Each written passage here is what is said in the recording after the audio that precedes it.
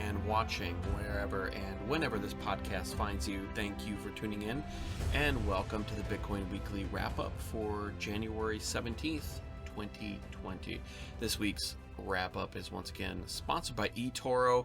It is a very innovative and cool platform that includes a social media presence of about 11 million other traders. It allows people, whether they are beginners or whether they are advanced traders, to be able to trade securely and confidently with their Bitcoin or other crypto assets.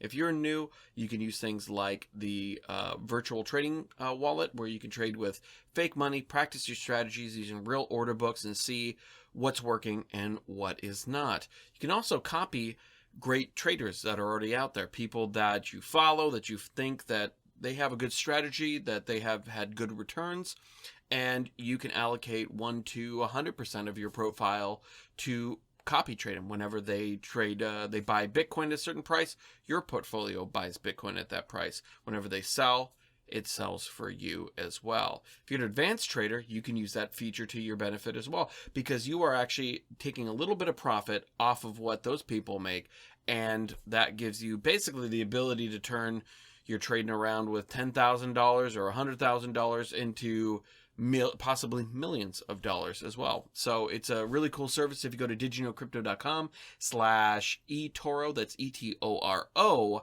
you can, well, it does a couple things. One, it lets them know that you came through me. So it makes me happy and it makes the sponsors happy. If you do that as well, you can actually get $50 for free, subject to minimum deposits, which I believe is around $200. So everybody is winning. So let's welcome you guys. And, well, actually, I'm looking for put my cup down there. Welcome to the beautiful Basement by the Bay Studios, joined, as always, by my 1995 Batman Forever McDonald's Riddler cup, which I didn't fill with anything before this episode, because I was just filming an interview prior to it, and I drank everything in it. So, just poured a little bit of water so I don't look like a doofus sitting here. All right, let's look at the price. And we continued another pump this week. So last week when I did this, it was ending at about 79.80 as of the recording last Thursday. And if you'll bear with me here for a second, let's look at what the price is at the moment. It is currently 87.74. So it just did another little pump up here. So last week when we ended it, like I said, we were at like 78, 7,900.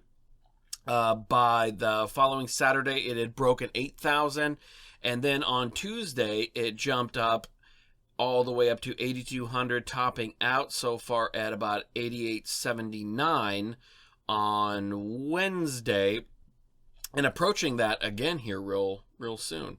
So maybe I was wrong. Maybe the halvening was not priced in, and maybe people are jumping on the Bitcoin bandwagon for a little bit of FOMO. We will see as things develop. Today's first story is back to the digital yuan. In a statement by the People's Bank of China, the PBOC, they said they were finalizing top-level design of the project and setting industry standards that would be followed by Chinese people or people of the Chinese mainland, and as well as those who interact with it. They also mentioned that the yuan would have quote-unquote controllable anonymity. Now, we all know what controllable anonymity means. It means that the Chinese government can look into your finances, but not theirs. And this is not surprising at all, given the surveillance state mentality of the Communist Party, and then basically the need for any totalitarian government to know as much as is humanly possible about their citizens. Their power is not in convincing you that their way is better, but the fear of the threat of force to mold you into what they view as being the proper citizen, and knowing where and when you spend your money is a big part of that. In a related story as well, there was a mention of this 200-page manual called The Digital Currency, a reader for cadres. Not ominous at all. And it actually began its second printing now in China this month. And this manual is mainly for Chinese Communist Party officials to introduce them to the concepts of digital currency, its coming impact on the global economy, and even stating that they believe it's historically inevitable. I believe it's a collection of articles, so it's not necessarily the Communist Party saying it's historically inevitable, but whoever wrote that article. But they are, in fact, kind of inferring and giving their imprimatur for the entire whatever said in there, basically by putting it out as literature by the party. In the world of Bitcoin, we're very, preoccupied with raising the awareness of Bitcoin and what it offers and what it can offer to people. And this is, with all of that, though, with the raising of awareness, this is very much a double-edged sword for us. We've enjoyed for a very long time, and to a large extent still do, the ignorance of those who can stifle our growth. So the best place that Bitcoin can actually be is in this upward trend of public awareness and a stagnant line of how public officials understand it. But this is not sustainable, considering that public officials and governments always begin to take interest, as well as regulatory action or even more severe action, when public awareness kind of reaches this tipping point. And I think that we are reaching that or have already reached it. But I will say that Chinese officials seem to be ahead of the curve compared to Western nations in interest and understanding of Bitcoin's growing and future impacts. And that is likely because in the West, public interest is more about its ability to make money for them as a speculative investment or instrument. While in China, it's a way to have a portable, store of value, a way to bring your money wherever you go and to send it to wherever you want to, uncensored. And, this is very much unlike a Yuan-based bank account in China. For America or Germany, seeing it as something people make money on isn't viewed as a threat to the system. They are more concerned with making sure people pay their taxes, and that's not used for, money laundering or whatever. But, that's kind of something that they already deal with. It's not an existential threat. It's not an existential threat to their model of control, but it is a existential threat to how China controls their populace. Next up, we have... sorry about that, guys. Next up is a story about Venezuela's empanada-in-chief, Nicolas Maduro. He signed a decree recently that would sell 4.5 million barrels of oil from their self-certified 30 million barrel reserve one of their 30 million barrel reserves as a sign of, real backing of the Petro.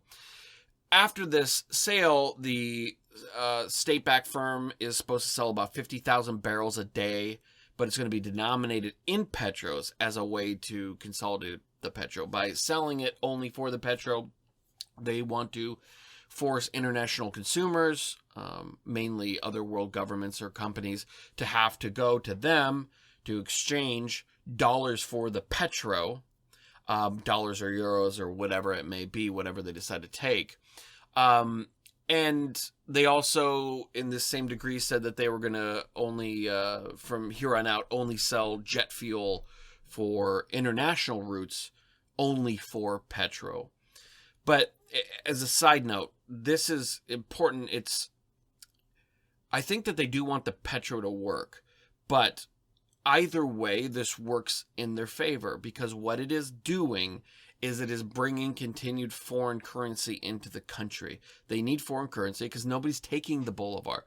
They need dollars, they need euros, they need, kroners, they need pounds, they need whatever they can get, because to buy anything on the international market, nobody's going to take their currency, so they need something else. And nobody's taking petros either.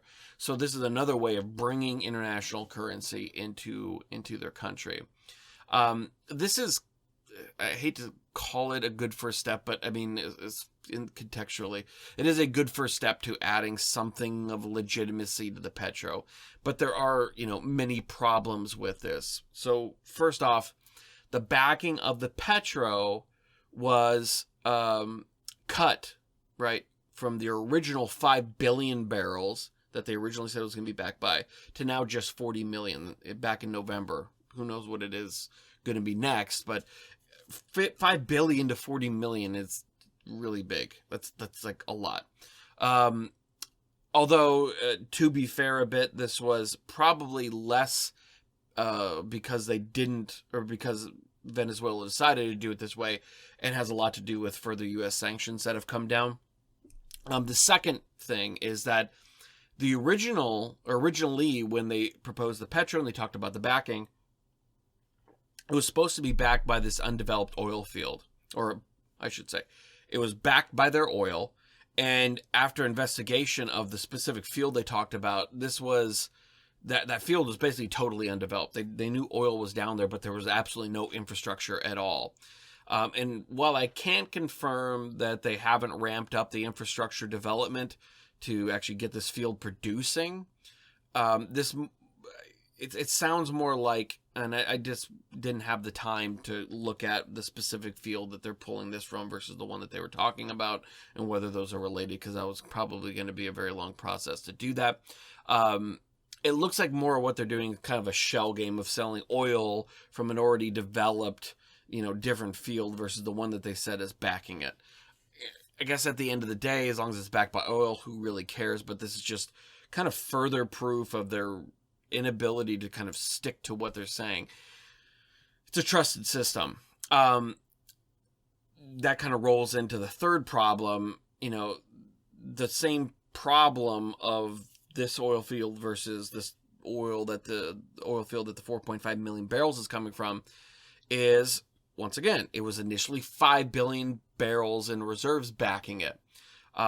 When that was sold, that do we even know if it's even linked to the existing Petro? So no one really knows what fields are backing it or what.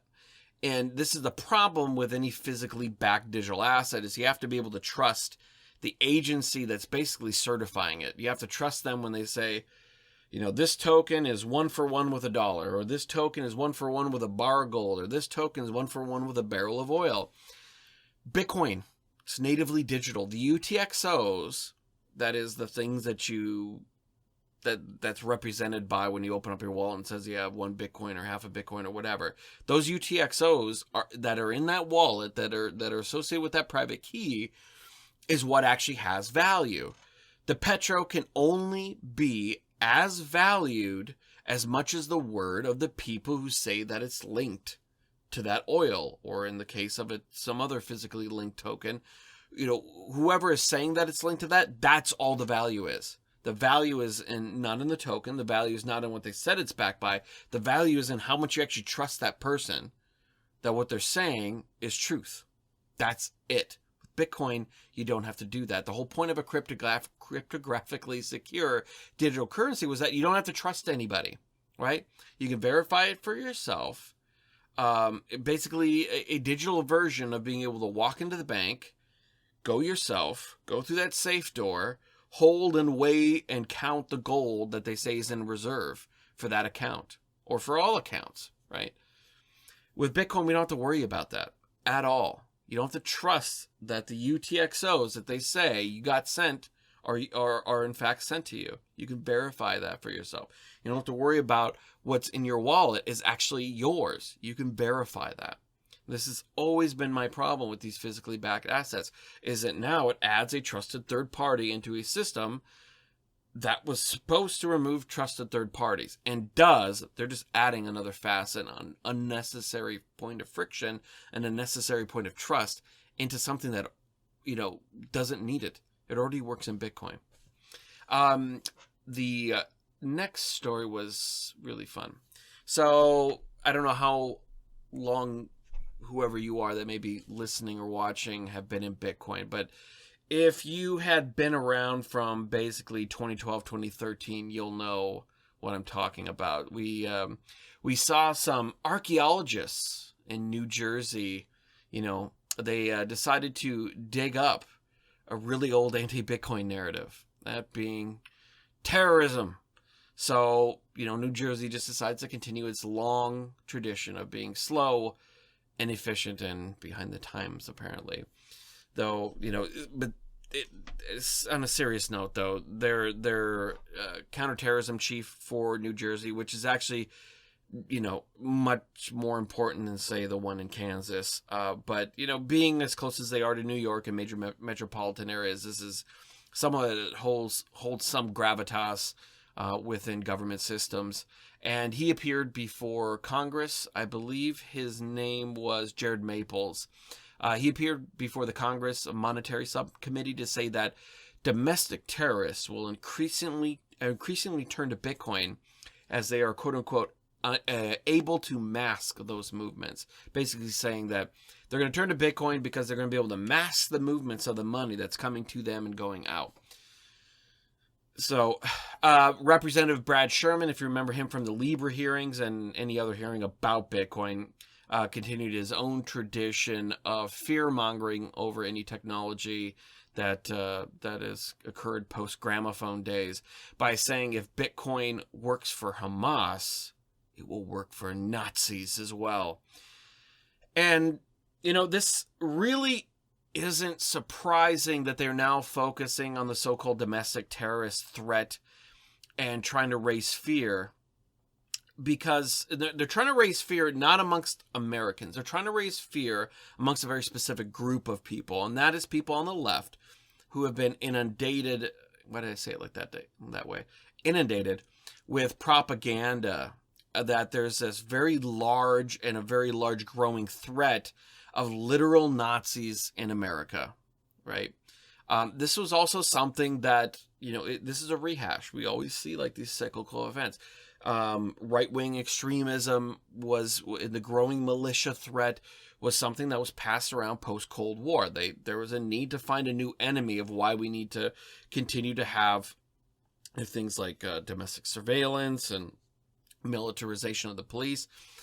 It went from the Russians could come at any time. There's KGB agents all over the country, and we need to be ready for the communist threat, to communists are gone.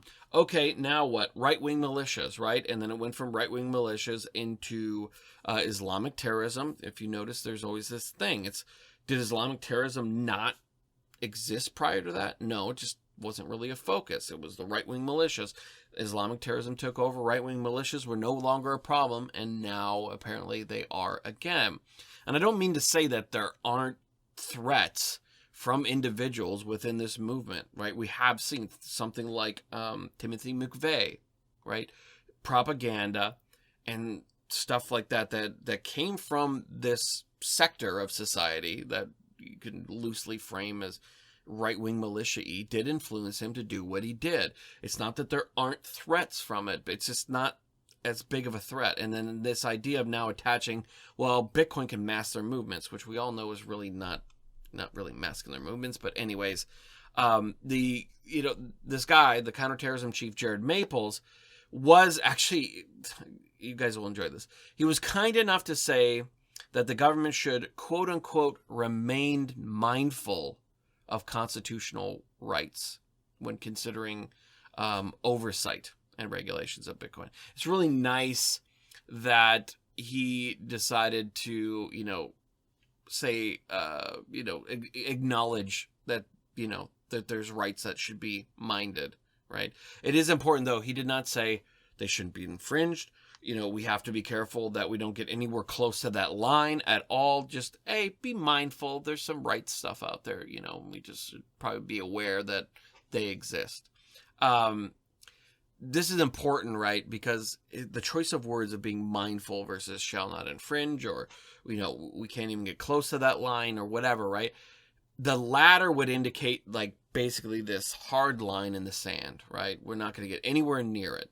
But his statement was basically being that we need to find all the wiggle room that we can up to the point where we can't get away from it. This is why privacy features like coin joins are so important, that they become standard practices for everybody, because the more that participate, the more moot any attempt to infringe on our right to privacy becomes. Some people could take this out of context and say, are you saying that you want to mask Nazis' movements? Absolutely not. I am not saying that. What I am saying is that you cannot have a right that is good for everybody that doesn't also enable the worst people in society at all. Like, I am not, the intimation of saying that Nazis should be allowed to, have the same rights as everybody else, or whoever you want to fill in the blank, right? Fill in the blank bad guy. A lot of people try to intimate that and say, well, does that mean you have sympathies? Absolutely not. Like, my wife is Puerto Rican and my kids are half Puerto Rican. I don't think I'd find a very a warm welcome with these people, and they would probably actually consider me being even worse than anybody else.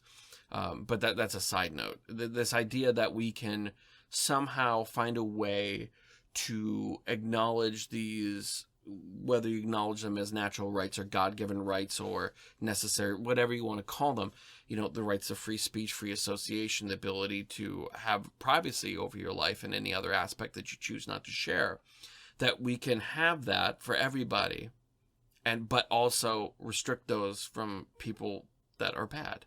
You can't. That is always the trade-off with freedom. And the last story that is one I, of course, cannot not comment on is, my favorite little piggy, Craig Wright. Over the last week, BSV pumped about 300%. They went from about like $80-90 to almost touching 400. They may have busted 400. I'm not sure. And this was supposedly on the news, as, paraphrasing the judge in this case, as they called it, the shadowy figure of the bonded courier arrived. Now, if you remember in my other updates, in my other weekly wrap-up updates, as we approach January, with Jan 1 being the listed date, and was cited in one of the Tulip Trust documents as the date the courier would arrive and give Craig access to his 1.1 million bitcoins he claims he has in this trust. As we approach that, he and his team and the BSV community began to kind of more manage expectations, saying things like, well, we never said January 1st, or we never said January, it may be June, it could be 2 more years. We never said that the courier was going to bring the private keys. It could just be the public addresses. So this was actually met by this attempt to manage expectations with a lot of deflated and sometimes total contempt for him by people in the BSV community. And, I saw specifically one person in these conversations, who was, somebody that when I look back on their profile, over the top, very supportive of anything that's ever been said by Craig, basically saying that, this is completely disappointing and I am totally let down by all this. The fact that they were just goalpost shifting kind of, in the fourth quarter there. And the, judge in the case had issued an order on the 10th of January, basically, right? The first had come and passed. Courier never showed up. And I'm not sure, because was it the 10th? I'm not 100% sure. But basically, the judge said you had until February 3rd to show proof of the courier and possession of the trust, as he stated that he was going to get that month, or actually the beginning of that month. And actually, I believe maybe it was like the 12th or 13th, because within a day of the judge granting that order, right, within 24 hours, the next day, Craig announces, the courier's arrived, and his lawyers filed with the courts that, he separately said it on Slack.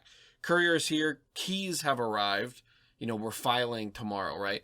And then his lawyers filed as well that the courier had arrived. And so then the BSV community jumped for joy. We're proven right. Craig has the keys. The haters can eat it. And then the price pumps 300%, right? Now, it seems though some have said that the delistings from major exchanges has made BSV volume much lower than definitely Bitcoin, definitely things like Ethereum or Ripple or anything like that. And it's possible that there was a whale pump involved because it was just a very quick boom on up. But this is actually, I have to say it's merely speculation on my part. I don't have any evidence to prove this. And I do lean to that, but that could also be my own bias against Craig and the BSV project talking. So I will say that. But after the big announcement, and the court filing, what we saw, pretty quickly after, was the plaintiff's legal team, Ira Kleiman's legal team, basically countered this filing by saying that all that had been shown, all that had been filed by Craig's legal team, was just a list of 16,400 public addresses. That was it. No mention of the courier, when they arrived, who they work for, no information at all. Where was it delivered to London? Where was it delivered, right? Because when Craig and all this stuff set it up, he was not living in London at the time. He was still in Australia. Dave was in Florida. So how does the courier know where to go? So somebody had to have been in contact. The idea of, well, they don't know who the courier is. Nobody knows who the courier is, but somehow the courier figured out where Craig Wright lives.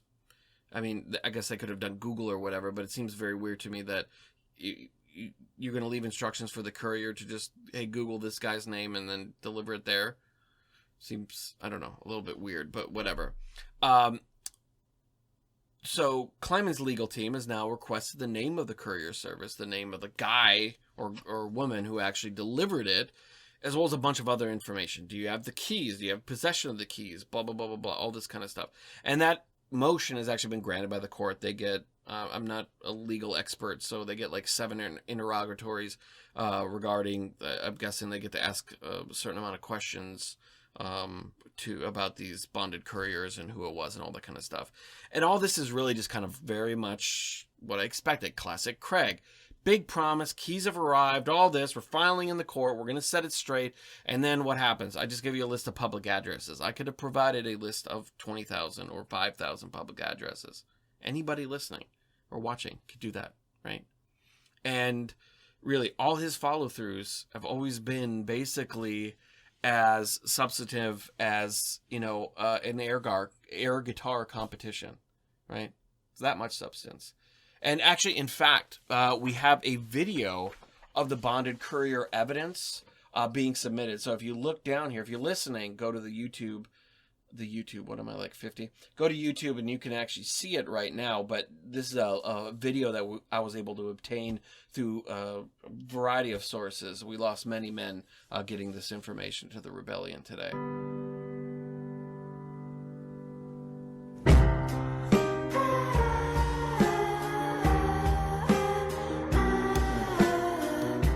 Compelling and rich. So that's it for this week's Bitcoin Weekly Wrap-Up. I want to thank you for listening.